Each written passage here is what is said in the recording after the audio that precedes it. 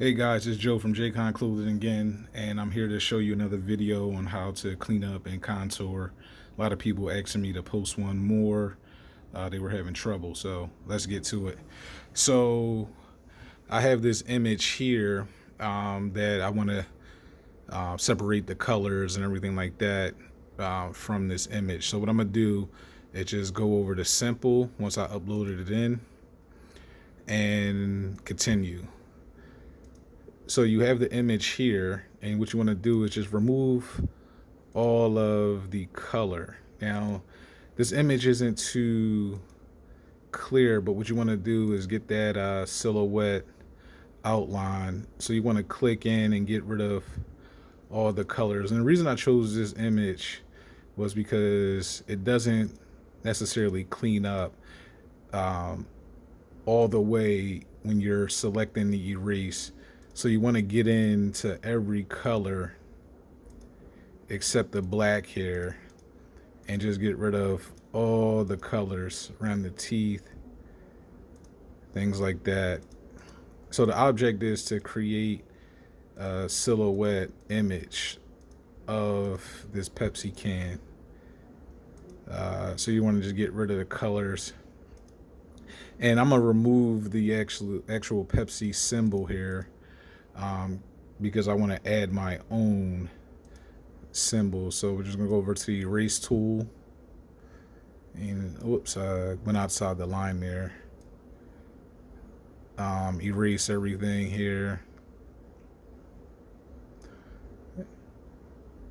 You want to get it as best as you can and make sure you get all the blue and the whites out of the image here.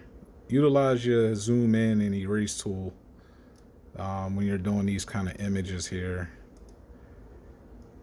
All right, so once you have it cleaned up, you just want to go to the preview, see what it's going to turn out as, and that looks pretty good here. So once you go to continue, you select save as a cut image, not a print. The print is for you to insert heat transfer paper into your printer and it'll print out that way, but we're using HTV or glitter for this project, so you want to select this one. Once you save, you have the image here.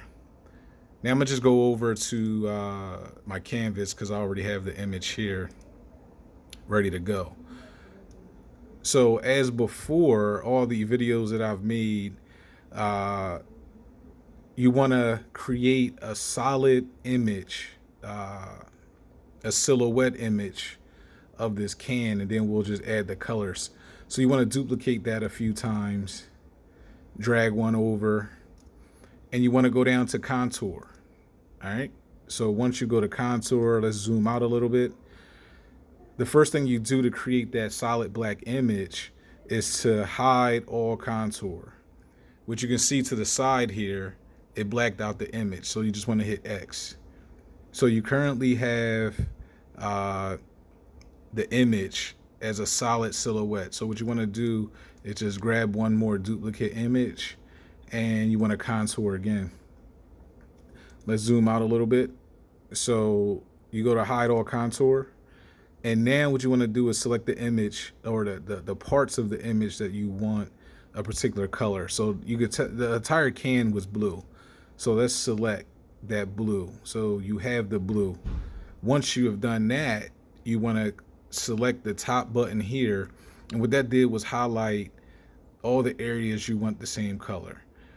Now this image, you can see it has lines. We want those lines to be black, so what you want to do is select those lines because the background is going to show through those lines, all the little lines here. And then you have the word Pepsi, so you want to select inside of the P and the P, the E, the inside of the E, and so forth. And the S, the I, don't forget the dot. Once you do that, you want to just exit that out, and then you have the color of the Pepsi. So we're going to change that blue, and you want to make sure, as always, arrange to center front, and you drag that over to the image. So you can see it's coming together. And you can see why I selected inside of the lines, because the black is showing through to give it some contrast. So what you do is just grab another duplicate image, and you just want to contour that as well. So hide all contour, and we do the teeth next. Select your parts that you want white, including the eye. Don't forget the dot inside of the eye. Then you take that back up to this, and you can see the teeth in the eye were all selected.